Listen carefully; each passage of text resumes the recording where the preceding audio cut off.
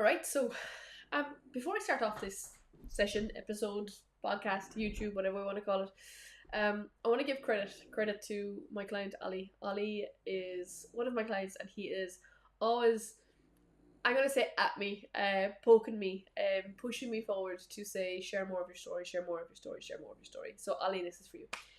And when I think about sharing my story, the version of me that is used to sharing the story around um what built HHP in the first place. And I often go back to my origin story. But I think HHP itself has its own origin story. And yes, it has very much a deep connection to my own personal story. But from a career perspective, and from a performance perspective, it has a story that you might not have heard before. Before I started HHP, I was working with two coaches at the time. One of my coaches was a somatic coach, and I was starting to delve into more and more of the world of nervous system regulation and doing my own work on that. And the other coach that I worked with was a business coach. And at the time, I suppose where HHP came from is the story that I'm going to get at now. But the kind of maybe chapter before that was when I started out my coaching business. I started originally did my training as life coaching, and then I went into mental health and well-being coaching, and then I kind of went into mindset work from an NLP perspective. So I had all that kind of background in terms of education, but also my own lived experience at that point. And I remember starting the mindset coach. So when I started out first, I started out my business as the mindset coach, and I was helping people with their confidence, their self-belief, basically helping people who were in a position where I was maybe 6 or 7 years prior to that. So helping them build up their self-belief, helping them build up their confidence, helping them kind of understand their values a little bit more. And I remember getting to this point as much as I loved the work and I felt so connected to the work and I loved the people that I worked with, there was still something that I couldn't quite put my finger on that was missing. Couldn't figure it out.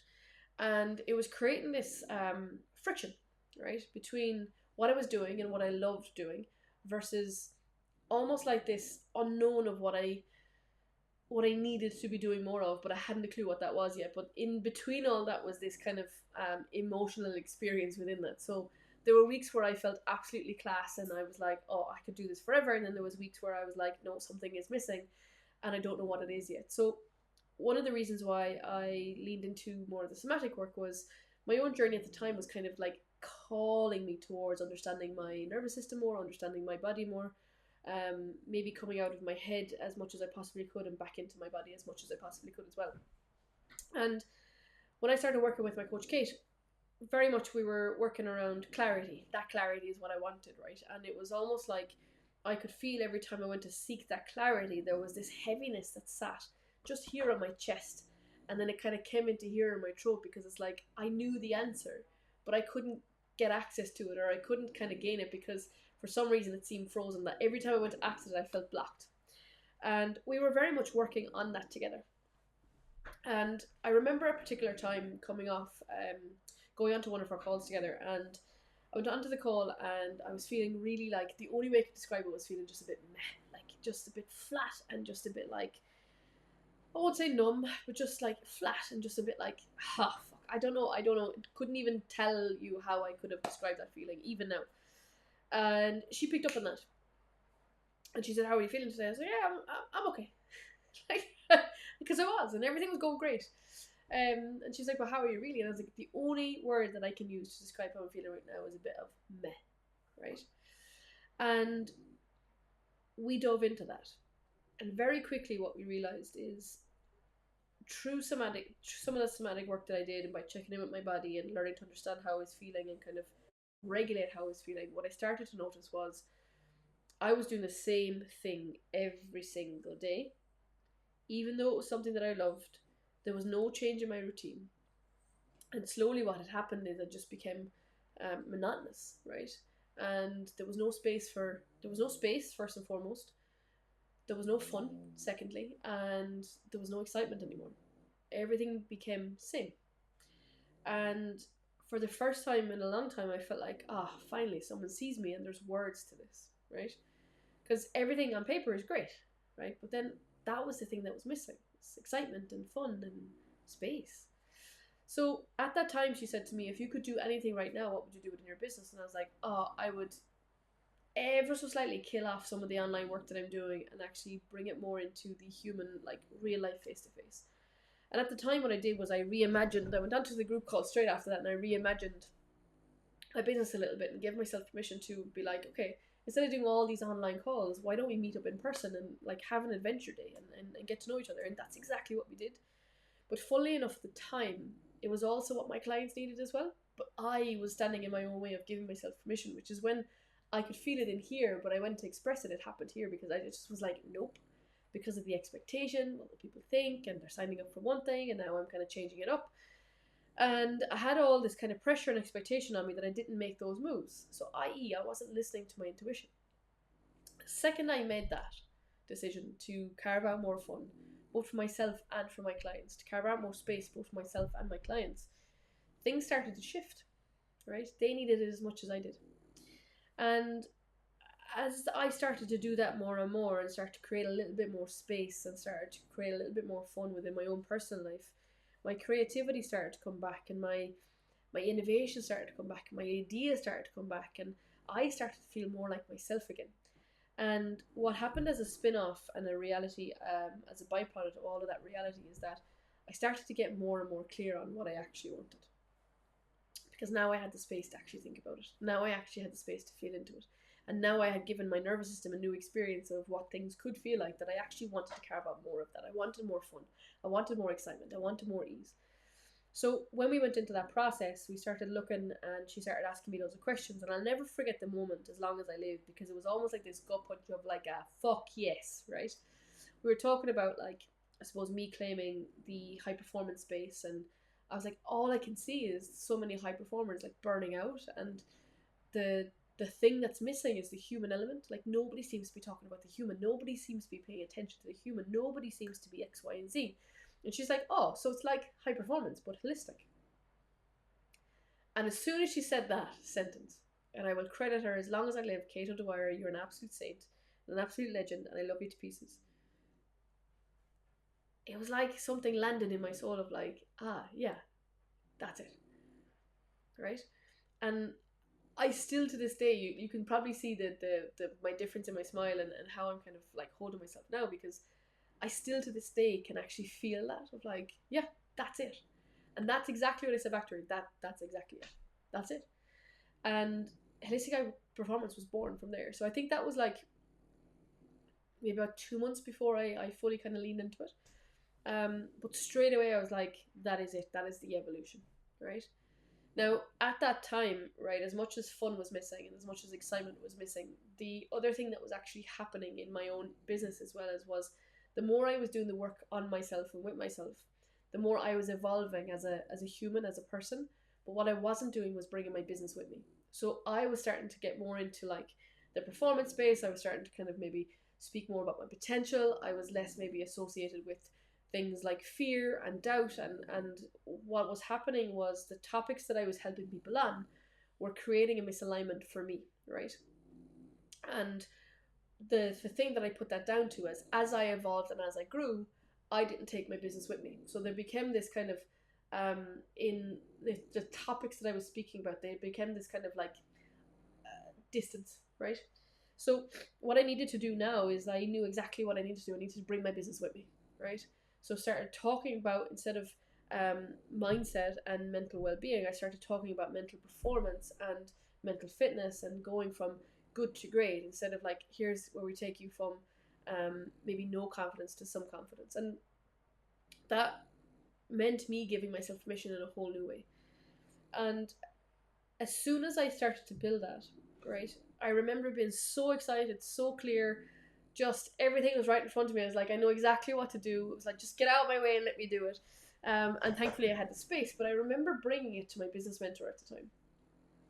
And I'll never forget this as long as I live. On a call with them, and I was like, I have the next evolution. I know exactly where I'm going. I'm very excited.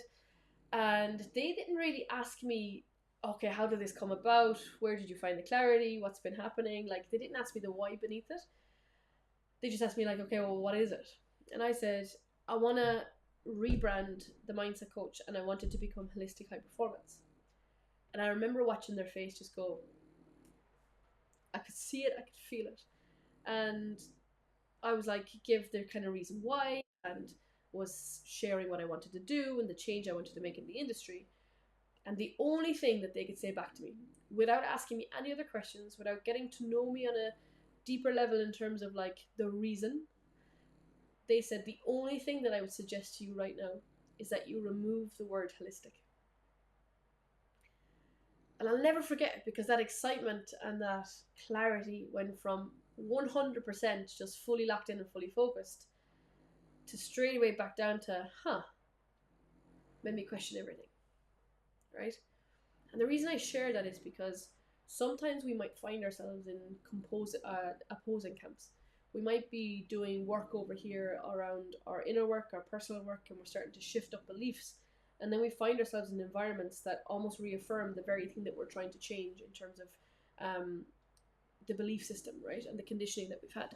Because when I look back on my life, I was so hell bent on the hustle culture. Like, I believe that like everything of value had to be hard. I believe that you had to bleed to succeed. I believe that if you weren't working hard enough, that effectively, you know, you weren't going to be a success. And I equated hard work alone, right? Just hard work to fucking success.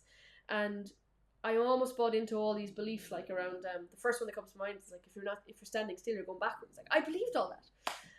But then I was trying to actively work to bring myself out of that, because my nervous system was fried. I was completely burnt out. I was exhausted all the time, and I didn't want that for my reality. But in changing that in my reality, I needed to change up the beliefs. But what was happening is the different environments that I was in were starting to now oppose each other. And that was the first time I kind of saw the maybe the evidence of that. So I remember being on that call, being like, okay. And I didn't have a fight back, because I instantaneously went into my head when they said just remove the word holistic. And I asked why. And they said nobody would get it. People would resist it. It's too soft. And there was a couple of other things they said to me. And I was like, okay, maybe you're right. And the reason why I'm sharing this right now is I want to help you understand the story. Because if I look back on what built HHP and why we are where we are today, is because I knew myself enough to know that that word was the very word that was missing, right? And that word was the very thing that embodied everything that we will continue and go on to do in holistic high performance.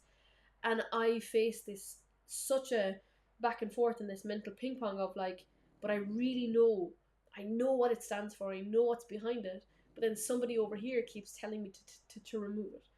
And I was caught in this, well, I'm paying this person to be my business coach, I should listen, to, no, but I'm really hell-bent on this.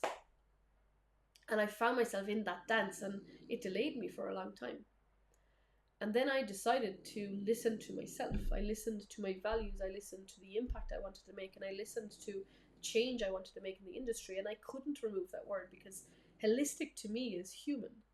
Holistic to me is the whole entire picture of your reality. So instead of just performance, it's performance alongside your life, performance alongside your human being, like being an actual fucking human.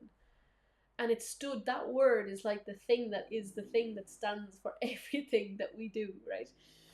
So I decided to not drop it. I decided to lean into knowing myself enough to know that if I was to build in any other way, I would be building in a way that was completely misaligned to what I wanted for my business, what I wanted, and what aligned to me as a human being. So I kept it, and I will keep it forever. And I think the reason I'm telling you that is there's a power in knowing yourself. There's a power in knowing who you are. And if you don't know who you are, what will happen is you'll start to build in accordance to someone else's beliefs, someone else's conditioning, someone else's version of success, right? And at the time, that person, and there's no shade on them, that person is very driven by ambition, is very driven by hustle, is very driven by the grind, and very much was reaffirming all those beliefs that I was trying to break away from. And when I look back in that time, I now see that the monumental work that had taken place in me rewriting those stories for myself and rewriting those beliefs and making the choice to actually stand firm in them and move forward with them was genuinely the catalyst for me as a human being and then me and my business. Because as I evolved, I started to realize that I needed to be the light of what was possible. I needed to be the frequency of the solution. And for me to be the frequency of the solution, I needed to change and make a choice in voting for myself and backing myself, right? And it was okay that I actually said, no, I'm actually keeping it. How can we make this work? So funnily enough, don't work with them anymore. But I don't work with them because everything that they stood for was me misaligning with them, as from a values perspective, from a belief perspective, and that's okay.